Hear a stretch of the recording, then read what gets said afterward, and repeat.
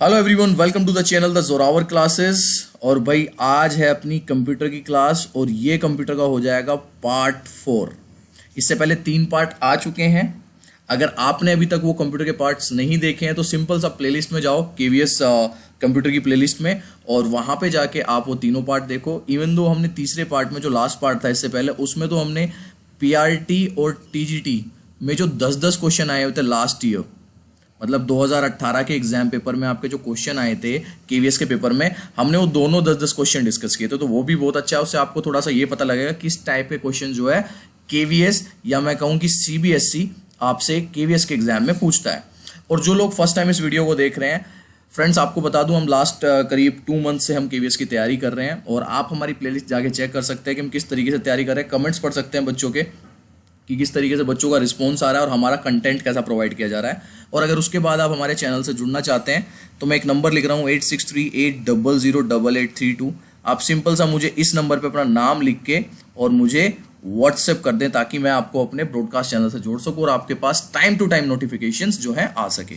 नीचे जो है टेलीग्राम चैनल का लिंक मिल जाएगा आपको डिस्क्रिप्शन में, केवीएस प्रिपरेशन के नाम से, आप उसे भी साथ साथ में ज्वाइन कर लें। दूसरी बात, काफ़ी सारे बच्चे कहते हैं कि सर हमारे पास नोटिफिकेशन नहीं आती यूट्यूब की तरफ से और हमें पता ही नहीं चलता कि आपकी क्लास कब हुई है। एक तो तरीका ये है कि आप जो है इस नंबर पे मुझे सिंपल से अपना नाम लिख के भेजो ताकि मैं आपको लिंक भेजता रहूं। और अगर यहाँ से भी, क्योंकि सारे बच्चों को ब्रॉडकास्ट मैसेज जो है वो नहीं जाते हैं, अगर यहाँ से भी नहीं जा रहे हैं तो नीचे टेलीग्राम चैनल का लिंक दिया हुआ है केवीएस प्रिपरेशन, उसे ज्वाइन कर लो, वहाँ पे आपको मिलते रहेंगे। और अगर फिर भी नहीं होता है तो एटलीस्ट कम से कम जो नीचे बेल आइकन दिख रहा है ना, जहाँ पे सब्सक्राइब लिखा हुआ, उसके साइड में एक बेल आइकन बना हुआ दिख रहा हुआ आपको, है ना, उस बेल आइकन को दबा लो। कहते हैं ना घंटा दबा दो, तो वो बेल आइकन दबाना है, उससे क्या होगा, नोटिफिकेशन आने के चांसेस आपके बढ़ जाएंगे। ठीक है जी, तो चलिए भाई आज की जो क्लास है अपनी स्टार्ट करते हैं। सबसे पहला क्वेश्चन लेते हैं, डायनामिक अडॉक वायरलेस नेटवर्क जो डॉन भी कहते हैं usually comes under which network? 2G network, 3G, 4G या 5G? बताओ भाई, बहुत अच्छा क्वेश्चन है, देखता हूँ कितने बच्चों को पता है। बहुत ही अच्छा क्वेश्चन है और आपको पता होगा कि आजकल जो है ये 4G और 5G वगैरह बहुत ज़्यादा चल रहा है, ट्रेंड में है, तो इससे रिलेटेड क्वेश्चन बिल्कुल पूछा जा सकता है। डायनेमिक अडोक वायरलेस नेटवर्क जो है किसके अंडर आता है usually?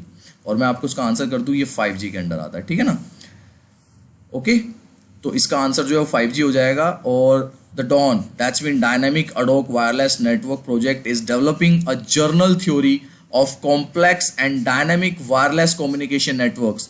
It comes under 5G. Simple है, पहला क्वेश्चन हो गया अपना। चलिए दूसरा क्वेश्चन लेते हैं आज का। दूसरा क्वेश्चन है जी, in the Windows XP, in the Windows XP What does XP stand for? अब तो विंडो 10 आया हुआ है, उससे पहले 8 था, उससे पहले 7 था, ठीक है ना। तो ये जो विंडो XP आया था, इसमें XP का मतलब क्या है? ये जो XP है ये किसके लिए स्टैंड करता है? Extra powerful, experience, extended platform या एक्सपीरियंस प्लेटफॉर्म? जल्दी बताओ भाई। सेकंड का A है, B है, C है, D है? देखता हूँ आप लोगों को कितना कंप्यूटर की कितनी नॉलेज है। और आपको पता हो ये अराउंड शायद 2000 के आसपास आया था XP। अब तो आपका 2000 मतलब ये आया हुआ है, विंडो 10 तक आया हुआ है ना। इससे पहले 8 था विंडो से, उससे पहले 7 था, 7 विंडो कई सारे थे, तो ठीक है ना। तो ये एक विंडो XP भी करके था पहले। तो ये XP जो है ये किसके लिए स्टैंड करता है? ये स्टैंड करता है आपका एक्सपीरियंस के लिए, ठीक है ना। जो ये XP है ये किसके लिए स्टैंड करता है? ये करता है एक्सपीरियंस के लिए। Windows XP is an operating system introduced in 2001. मैंने कहा था ना 2000 के आसपास आया था। It is from Microsoft Windows. The XP in Windows XP stands for experience. और देखो इसमें कितना अच्छे से ये एक्सपीरियंस का ना इन्होंने ये XP लिया हुआ है। एक्सपीरियंस की जो स्पेलिंग है उसका ये वाला XP लिया हुआ है और इसी से इन्होंने Windows XP बना दिया। Microsoft called the XP release it's one of the most important product. और बिल्कुल 2001 में जब ये आया था तो उसने धमाल मचा दिया था मार्केट में आके विंडो XP ने, ठीक है ना। तो इसलिए इनका एक one of the most important product भी ये कहा जाता है। क्वेश्चन लेते हैं third, which among the following has been standardised in the IEEE 802.3 specification? इनमें से कौन सा स्टैंडर्डाइज्ड IEEE 802.3 स्पेसिफिकेशन है? ब्लूटूथ, इथरनेट, वाईमैक्स या ऑल ऑफ द अबव या तीनों? जल्दी बताओ, देखता हूं किसको पता है। अच्छा क्वेश्चन है ये बहुत अच्छा क्वेश्चन है। IEEE 802.3 स्पेसिफिकेशन इनमें से, स्टैंडर्डाइज्ड स्पेसिफिकेशन इनमें से तीनों में से किस में है या तीनों में होती है? तो मैं आपको बता दूं इसका आंसर है थर्ड का बी, इथरनेट। और मैं दिखा दूं आपको कि इथरनेट होता क्या है। अगर आपने देखा हो ये वाला जो हम लगाते नहीं है, ये वाली चीज, इसको हम इथरनेट बोलते हैं। Ethernet is a way of connecting computers together in a local area network, जिसको हम लैन भी बोलते हैं। It has been the most widely used method of linking computers together in a LAN since 1990s। भाई ये जो है ना, आपने देखा होगा कि इससे जो हम कनेक्ट करते हैं कंप्यूटर को, इससे आपको पता होगा, अगर आप वाईफाई का जो नेटवर्क होता है आपका, वो भी अगर आपको डायरेक्ट वाईफाई से ना लेकर डायरेक्ट ब्रॉडबैंड लेना है तो भी आपको इंटरनेट से कनेक्ट करना पड़ता है। और ये चीज़ 1990 से चल रही है। The basic idea of its design is that multiple computers have access to it and can send data at any time. It was standardized in the IEEE। इससे क्या है कि अलग अलग कंप्यूटर्स जो है, मल्टीपल कंप्यूटर्स जो है, उनका डाटा एक साथ कहीं पर भी एक टाइम पे भेजा जा सकता था। तो इसलिए ये जो है स्टैंडर्डाइज्ड IEEE की स्पेसिफिकेशन है और इसका आंसर है आपका इंटरनेट। ठीक है भाई, ये चीज जो है अच्छे से अपने नोट्स बनाते रहना इनके, कहीं से भी तो क्वेश्चन टपक सकता है। ठीक है ना। क्वेश्चन नंबर 4 पे आते हैं। The terms goodput, throughput and maximum throughput are most closely associated with which among the following in computers. जो ये आपका गुडपुट है, थ्रूपुट है या मैक्सिमम थ्रूपुट है, ये किस से एसोसिएटेड है इनमें से जितने नीचे दिए हुए हैं? बिट रेट से, रिस्पॉन्स टाइम से, कमांड लाइन इंटरफेस से या रैंडम मेमोरी से। मुझे पता है कुछ बच्चे यहाँ पे भी बोल सकते हैं कि सर बायलैंग्वेज नहीं किया आपने, हिंदी में नहीं पढ़ाया। भाई एक काम करता हूँ, मैं इंग्लिश को भी हिंदी में पढ़ा देता हूँ, है ना। भाई कुछ ऐसी चीज़ें होती है, कंप्यूटर मेरे को ढूंढ के दिखाना आपको कंप्यूटर कहाँ हिंदी में मिलेगी, आपको मिलेगी नहीं कहीं। सही है ना। तो जो चीज़ मैंने एक दिन आपको बोली थी कि अगर KVS में आपको आना है ना, तो आपकी हिंदी भी इतनी स्ट्रॉन्ग होनी चाहिए जितनी इंग्लिश है, आपकी इंग्लिश भी इतनी स्ट्रॉन्ग होनी चाहिए जितनी हिंदी है। दोनों 50-50 होता है, 50% 50%। ठीक है, इस चीज़ को ध्यान रखना है। तो कंप्यूटर आपको इंग्लिश में ही पढ़ाई जाएगी, कंप्यूटर आपको हिंदी में कहीं नहीं मिलेगी। ठीक है जी। तो चलिए, तो इसका आंसर मैं बता दूं आपको, गुडपुट, थ्रूपुट और मैक्सिमम थ्रूपुट, ये याद रखना है कि किससे एसोसिएट होते हैं। ये होते हैं बिट रेट से। इसके बारे में पढ़ लेते हैं अभी। The bit rate is the number of bits that are conveyed और processed per unit of time in computing and telecommunication. For example, 1 kbit refers to 1000 bits, while 1 Mbps means 1 million bytes per second. 1 byte per second corresponds to 8 byte। आपको पता होगा कि मैंने बताया था, ये पहले भी बताया था कि एक बाइट में कितने होते हैं, 8 बिट्स होते हैं, है ना। ये चीज़ भी ध्यान रखनी है, इस पर भी क्वेश्चन बन सकता है। तो भैया सिंपल सा है कि ये जो है आपके ये गुडपुट, थ्रूपुट, मैक्सिमम थ्रूपुट, ये किससे एसोसिएट है? ये बिट रेट से एसोसिएट है। ठीक है, चलिए क्वेश्चन लेते हैं 5वां आज का। The slogan write once run away, run anywhere, sorry, write once run anywhere is related to which of the following programming language. इनमें से कौन सी प्रोग्रामिंग लैंग्वेज से रिलेटेड है ये वाला slogan, write once and run anywhere? ये है आपका जावा से रिलेटेड।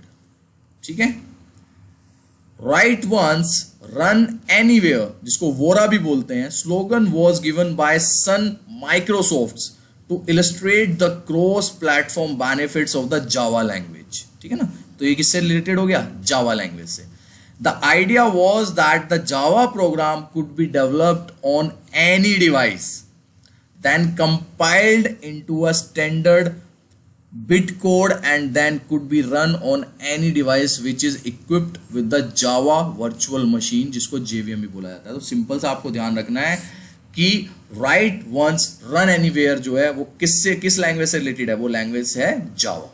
ठीक है ना। तो अपने नोट जो है इसी तरीके से बनाते रहना। और जो कह रहे होंगे कि सर हमें इंग्लिश समझ नहीं आ रही, जो इंग्लिश लिखी हुई है आपने, तो भाई जितना क्वेश्चन है आप फिर उतना ही समझ लो, क्योंकि आपको मेहनत तो करनी पड़ेगी। मन तो ये करता है कि एक वीडियो ना ऐसी बना दूं आप लोगों के लिए इसमें सिर्फ और सिर्फ मोटिवेशन हो। कुछ होते हैं ना, कहते हैं सर मैं गरीब हूं।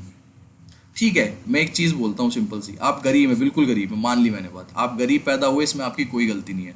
लेकिन अगर आप गरीब ही मर गए ना, तो आपकी ही गलती है सारी। क्यों? क्योंकि आप मेहनत करना ही नहीं चाहते, आप चाहते ही नहीं कि मैं मेहनत करूं। यही है ना। मैं बिल्कुल नहीं कहता कि भैया हम गरीब, हम एक मिडिल क्लास या below average middle class family में पैदा हुए हैं, लेकिन हमारे सपने बड़े नहीं हैं, हम मेहनत नहीं करना चाहते हैं, ठीक है ना। तो इसमें गलती नहीं है कि आप गरीब पैदा हुए हैं या आप मिडिल क्लास में पैदा हुए हैं या आप बिलो मिडिल क्लास में पैदा हुए हैं या आपके पास किताब खरीदने के पैसे तक नहीं है। नहीं, गलती ये है कि आप वहीं पे रहना चाहते हैं, आप वहां से उठना ही नहीं चाहते, ऊपर जाना ही नहीं चाहते। एपीजे अब्दुल कलाम बर्थडे है आज उनका, है ना। कितने लोगों को पता है कि उनका बर्थडे आज? एपीजे अब्दुल कलाम क्या करते थे? वो न्यूज़पेपर बेचते थे साइकिल पे, सुनी होगी, सबने सुनी होगी उनकी कहानी। और क्या किया उन्होंने फिर? तो भाई एक्सक्यूज मत देना। हाँ, उनकी गलती नहीं थी कि वो कैसे परिवेश में पैदा हुए, लेकिन वो वहां से उठ के कहां तक गए। मैं कहता हूं इंडिया का हर आदमी, ऐसा शायद कोई भी इंडियन ना हो जो उनसे प्यार ना करता हो। तो प्लीज अपने आप को रेज करो, अपनी सोच छोटी मत रखो और मेहनत करो। मेहनत का मुकाबला कोई नहीं कर सकता, ठीक है ना। तो ये चीज बहुत जरूरी है। चलिए जी, तो ये एक्सक्यूज कभी नहीं होना चाहिए कि सर मेरे को इंग्लिश समझ नहीं आती, मुझे हिंदी समझ नहीं आती। भाई समझो ना, पहले अपने आप को तैयार करो, बेसिक तैयारी करो अपनी। पहले मैथ्स में प्रॉब्लम रहती है कि सर हमें समझ नहीं आ रहा, अरे बेसिक तो तैयार करो अपना, जब आओ ना कंपटीशन में। मैं कह रहा हूं अपना बेसिक तैयार करो। आपको ये तो पता नहीं है, जो उस दिन भी मैंने समझाया था कि अगर इजिकल टू से इधर चला जाए तो साइन चेंज हो जाता है, उसका माइनस से प्लस हो जाता है, प्लस से माइनस हो जाता है। अगर ये चीजें नहीं पता है आपको तो भाई अपना बेसिक तैयार करो। कंपटीशन की तैयारी तो आप बाद में करेंगे, और यहाँ पे हम आपको सिर्फ कंपटीशन की तैयारी करा सकते हैं। अगर आपका बेसिक तैयार कराने लगे ना, तो यहाँ पे बेसिक तैयार कराने में साल भर लग जाएगा, जितना समय हमारे पास नहीं है। तो प्लीज अपना बेसिक तैयार करो और फिर आओ। कोशिश हमारी पूरी रहती है कि हम बेसिक से लेके चलें, जितना ईजी हो सकता है मैं उतना ईजी लेके चलता हूं आपके लिए, ठीक है ना। बट स्टिल, चलिए क्वेश्चन नंबर 6 लेते हैं। A file which has not been altered, compressed or manipulated in any way by the computer is called। ऐसी कौन सी फाइल है जिससे छेड़छाड़ नहीं की जा सकती, उसको छोटा नहीं किया जा सकता, मैनिपुलेट नहीं किया जा सकता? ऐसी कौन सी फाइल है? टेम्प फाइल होती है, रो फाइल होती है, परमानेंट फाइल होती है, इनमें से कोई नहीं। अच्छा क्वेश्चन है, स्टार क्वेश्चन है। और स्टार क्वेश्चन तो मैं जितने कोशिश करता हूँ, कंप्यूटर में जितने भी आपके पार्ट आए वो सारे स्टार क्वेश्चन है। एक भी वेक क्वेश्चन नहीं मिलेगा आपको। ये सारे ऐसे क्वेश्चन मिलेंगे कि ये भी आ सकता है एग्जाम में, ये भी आ सकता है, ये भी आ सकता है। और इसका आंसर है रो फाइल। रो फाइल से कोई भी छेड़छाड़ नहीं हो सकती। A raw file is a collection of unprocessed data. This is a file which is not altered or manipulated. It is the original file that is generated initially. तो ध्यान रखना है, ये raw file होती है जिसके साथ कोई भी किसी भी तरह की छेड़छाड़ नहीं की जा सकती। Question number 7. Structured query language is used in the following. इनमें से structured query language किसमें, SQL किसमें used होता है? To create database, to create and modify database, to create, modify and query database, या none of the above? बताओ भाई, SQL जो है is used in which of the following? Simple सा है, जल्दी आंसर करो जिसको पता है। 7th का A है, B है, C है, D है। इसका आंसर है C, create, modify and query database। Structured query language is standard computer language for relationship database management and data manipulation. SQL is used to create, modify and query database। तो ध्यान रखना है, जो आपका structured query language होती है is used to create, modify और query जो database होता है उसको 3 चीज कर सकता है, create कर सकता है, modify कर सकता है, query कर सकता है। ठीक है जी, समझ आ रही है नहीं आ रही बात? मजे आ रहे नहीं आ रहे? क्वेश्चन के लेवल बताओ कैसे लग रहे हैं आपको? क्वेश्चंस अच्छे लग रहे हैं कि बुरे लग रहे हैं? कैसे लग रहे हैं कुछ तो बताओ, मतलब है। और देखो, कंप्यूटर में क्वेश्चन जो आते हैं वो कहीं से भी रिलेटेड आ सकते हैं, कुछ भी आ सकते हैं, तो उसके लिए तैयार रहना है आपको। और मेरी पूरी कोशिश रहती है कि मैं आपके साथ वही क्वेश्चन डिस्कस करूं जिनका लेवल है, एक मतलब एक स्टैंडर्ड है कि वो आ सके। मैंने यूट्यूब पे बहुत सारी ऐसी वीडियोस देखी हैं रिलेटेड टू कंप्यूटर जिनके कोई सर पैर नहीं है, जिनका कोई मतलब नहीं है एग्जाम में आने का, लेकिन वो पता नहीं क्यों पढ़ाते हैं आपको, क्यों टाइम खराब कर रहे हैं। और पता है एक और बात, 1 मिलियन व्यूज, 3 मिलियन व्यूज, अरे बाप रे, मतलब इतनी वेग चीज पढ़ा रहे हो आप, और उस पर बच्चे क्या देख रहे हैं? 1-1 मिलियन, 3-3 मिलियन बच्चे, मतलब 30-30 लाख बच्चे, 10-10 लाख बच्चे उसको देख रहे हैं, और उनके कोई सर पैर नहीं है। मैं अपनी तारीफ नहीं कर रहा कोई, लेकिन एटलीस्ट अगर आप पढ़ा रहे हो तो ऐसा पढ़ाओ ना जो कि एग्जाम में आ सके। हम यहाँ कंपटीशन की तैयारी कर रहे हैं भाई, या जो तुम्हें मिला कहीं से वही तुमने कॉपी पेस्ट मार कर पढ़ा दिया। तो आपको पता है ये चीज बनाने में, जो बनाता हूँ उसमें मेरे को कितना टाइम लगता है बनाने में। क्योंकि मैं नहीं चाहता कि आपके सामने कुछ भी गलत चीज परोसी जाए। ठीक है जी। क्वेश्चन नंबर 8 लेते हैं। Panther 10.3, Jaguar 10.2, Puma 10.1 and Cheetah 10.0 are examples of what kind of operating system. आपको पता होगा ये विंडो ऑपरेटिंग सिस्टम होता है, मैक ऑपरेटिंग सिस्टम है तो है जो एप्पल का है, उसके बाद लिनक्स ऑपरेटिंग सिस्टम है, एंड्रॉयड ऑपरेटिंग सिस्टम है जो आपके फोन्स में यूज होता है। तो ये जो है सारे पैंथर, जगुआर 10.2, प्यूमा 10.1 या चीता 10.0 ये किस के एग्जाम्पल हैं या किस के ऑपरेटिंग सिस्टम के एग्जाम्पल्स हैं, किस में आए हैं? तो मैं आपको बता दूं, जिस तरीके से विंडो में हमने एक्सपी वगैरह पढ़ा था, फिर 7 है, फिर आपका 10 आया, 8 आया, बहुत सारे थे। इसी तरीके से एंड्रॉयड में आपने सुना होगा ये लॉलीपॉप आता है, कभी कुछ आता है कभी कुछ आता है, वो चलता रहता है। ठीक है। तो ये जो पैंथर वगैरह है, पैंथर, जगुआर, प्यूमा वगैरह, ये मैक ओएस के हैं जो एप्पल के हैं। और मैं दिखा दूं आपको, स्टार्टिंग से अगर स्टार्ट करें तो सबसे पहला इनका मैक OS X पब्लिक बेटा आया था, फिर उसके बाद 10.0 चीता, 10.1 प्यूमा, 10.2 जगुआर, 10.3 पैंथर, 10.4 टाइगर, 10.5 लिपार्ड, फिर स्नो लिपार्ड आया, फिर लायन आया, माउंटेन लायन आया, है ना। इसी तरीके से चलता रहा और लास्ट जो इनका कैथलीना था ये। ठीक है। तो ये अपने अपग्रेड करते रहते हैं क्योंकि हर साल जो है अपग्रेडेशन आती है, उसका एक नाम आता है ऑपरेटिंग सिस्टम का। तो ये जितने भी हैं सारे किसके हैं? ये मैक OS के हैं, यानी कि एप्पल के हैं, ध्यान रखना है। ठीक है ना। तो इस तरीके का क्वेश्चन भी आपका एग्जाम में बिल्कुल बिल्कुल बन सकता है। क्वेश्चन नंबर लेते हैं 9। Which among the following is the essential character of the ADSL internet connection? ADSL internet connection का इनमें से असेंशियल कैरेक्टर कौन सा है? हाई डाउनलोड रेट रहता है उसमें और लो अपलोड रेट रहता है, या हाई अपलोड रेट रहता है, लो डाउनलोड रेट रहता है, या use of voice spectrum of the telephone lines होती है, या use of cable television infrastructure होता है? तो ये बताना है। और इसका आंसर सिंपल सा, शायद आप लोगों को पता नहीं होगा, तो ध्यान रखना है आपको। ADSL इंटरनेट कनेक्शन में हाई डाउनलोड रेट होता है और लो अपलोड रेट होता है। ठीक है ना। ये सिंपल सी चीज याद रखनी है आपको, नोट्स में लिख लेना चाहिए जो यहाँ पे लिखा हुआ है मैंने। ADSL ये होता है आपका एसिम्प्टोमेटिक डिजिटल सब्सक्राइबर लाइन। इसकी जो फुल फॉर्म है वो भी लिख लेना। ADSL की फुल फॉर्म क्या होती है? Is a type of broadband communication technology used for connecting to the internet. ठीक है। ADSL allows more data to be sent over existing copper telephone lines. It is characterized by high download rate and low upload rate. तो ध्यान रखना है, ये जो है high download rate होता है इसका और लो अपलोड रेट होता है। ठीक है जी, चीज समझ आई? नोट्स बनाते रहना, कंप्यूटर की चौथी क्लास है हमारी। लास्ट क्वेश्चन आज का, ये भी बहुत इंपॉर्टेंट क्वेश्चन है। इस तरीके के क्वेश्चन बिल्कुल एग्जाम पे बनते हैं, क्यों नहीं बनेंगे? विच among the following is the correct order in which popular company Apple release them? तो एप्पल ने जो है, एप्पल के आपके सामने अभी 4 प्रोडक्ट आए हैं, जिसमें एक मैक है, आईपॉड है, आईपैड है और आईफोन है। इनमें से इनका करेक्ट पैटर्न क्या है कि सबसे पहले क्या आया, फिर क्या आया, फिर क्या आया, फिर क्या आया? चलो भाई, आईफोन लवर्स, आईफोन तो बहुत लोगों को पसंद है ना, कई सारे लोग देख भी रहे होंगे आईफोन में इस टाइम पे।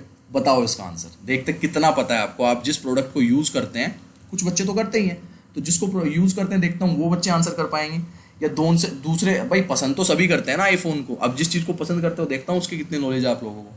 चलो बताओ, फटाफट बताओ। इसका A होगा, B होगा, C होगा, D होगा? फास्ट। देखो अब तो आईपॉड जो है वो यूज होने बहुत ही बंद हो गए हैं। बहुत पहले की बात होती थी, जब मैं स्कूल टाइम में होता था, जब आईपॉड का बहुत तगड़ा जमाना था कि आईपॉड है क्या, आईपॉड है। वो छोटा सा होता था ना, एक वाइट कलर का स्क्वायर शेप में, तो बहुत ज़्यादा था। मुझे आज भी याद है, शायद मैं 8th या 9th क्लास में था उस टाइम पे। आईपॉड जो है बहुत ज़बरदस्त तरीके से धूम मचा रखी थी आईपॉड ने। तो इसका आंसर है C। जिसने दिया देख लो सही है क्या। सबसे पहले मैक आया, फिर आईपॉड आया, फिर आईफोन आया, और 2010 में आईपैड लॉन्च हुआ था, और 2007 में शायद आईफोन लॉन्च हुआ था। ये देखो, मैक वॉज इंट्रोड्यूस इन 1984। तो मैक जो है वो 1984 में आ गया था। आईपॉड जो है 2001 में आया था, आईफोन 2007 में, और आईपैड जो इनकी लास्ट वो रही है वो 2010 में आईपैड इन्होंने लॉन्च किया था। ठीक है भाई, कैसे रहे आपके आज के 10 क्वेश्चंस और कितने क्वेश्चन आपको आते थे? जस्ट कमेंट करो मेरे को अभी के अभी कि आपने 10 में से कितने नंबर लिए हैं आज, जल्दी बताओ मेरे को। और क्लास कैसी लगी आपको कंप्यूटर की, उसका भी बताओ। और भाई मैं कह रहा हूँ फिर से कि सब कुछ आप पे डिपेंड करता है कि आपको कहाँ तक जाना है, कितनी मेहनत करनी है। एक कंफर्टेबल होता है ना, जब हमें चीज़ें मिलने लगती है तो हमें कंफर्टेबल जोन में आने लगते हैं, उस कंफर्टेबल जोन में आना ही नहीं है हमें। हमें उस कंफर्टेबल जोन को और ज़्यादा अपनी मेहनत करके और बदलना है कि अच्छा ठीक है, पहले मैं क्या चलाता था, पहले मैं साइकिल चलाता था, अब साइकिल से किस पे आ गया मैं, अब मैं साइकिल से बाइक पे आ गया, अब मैं बाइक से कार पे आ गया। यहाँ के कंफर्टेबल मत हो जाना, अरे मुझे बड़ी कार चाहिए, सोचो ना ओडी चाहिए, अब मेरे को ओडी लेनी है, मेरे को एक बंगला लेना है 400 गज का, 500 गज का, लिखो इसको किताब में लिखो, करो। जब तक आप बड़ा नहीं सोचेंगे ना, कुछ नहीं हो सकता। उस कंफर्टेबल जोन में आना ही नहीं है हमें, हमें तो मेहनत करती जानी है। ठीक है जी, चलो भाई, जो भी आपके नंबर आपने कमेंट किए बता दिए, अच्छा रहा। तो ये हमारा कंप्यूटर का सेशन था आज, और कल आपकी क्लास रहेगी अब या तो रीजनिंग की या ईवीएस की, वो आपको जब भी होगा बता दिया जाएगा। और किसी भी चीज़ का, जितनी चीज़ें मैं पढ़ा रहा हूँ, अंकित सर की जो आपकी क्लासें हो रही है, अंकित वालियान से, जो ईवीएस, रीजनिंग, करंट अफेयर्स और कंप्यूटर पढ़ा रहा है, किसी भी दिन आके जितनी चीज़ें पढ़ाई हैं उसका टेस्ट ले सकता हूँ। तो तैयार रहना, इसलिए कहता हूँ नोट्स बनाते रहना, किसी भी दिन आके टेस्ट ले सकता हूँ, आपका सरप्राइज टेस्ट किसी भी दिन हो सकता है मेरा। जितनी चीज़ पढ़ाई है कंप्यूटर के, मैंने अभी तक 50 क्वेश्चन करा दिया आपको, ज़्यादा करा दिए शायद। उन 50 में से 10 क्वेश्चन का या 15 का किसी भी दिन आके टेस्ट ले लूँगा, देखूंगा कितनी तैयारी है आपकी। ठीक है, जितना मैंने आपको अभी तक ईवीएस में करा दिया, किसी भी दिन आके टेस्ट ले लूंगा ईवीएस का। मल्टी मतलब उसमें सेंसस भी होगी, उसमें आपकी आरटी भी आ जाएगी, उसमें एनसीएफ भी जितना पढ़ाया मैंने सब कुछ ले लूंगा उसमें, एक दिन टेस्ट ले लूंगा। ठीक है ना, तो तैयार रहना, इसलिए कहता हूँ नोट्स बनाओ और तैयार रहो हमेशा के लिए। और भाई एक दिन ना तुम्हारा इस सैटरडे में एक थोड़ा सा तुम्हें मोटिवेशनल ही दिखाता हूँ मैं कि क्या होती है मोटिवेशन और कहाँ से कहाँ जा सकते हैं हम लोग। ठीक है ना, चलो भाई, दैट्स ऑल फॉर टुडे। अब रात को अपनी 11 बजे की अपनी करंट अफेयर्स देख लेना। ठीक है, बाय एवरीवन, टेक केयर।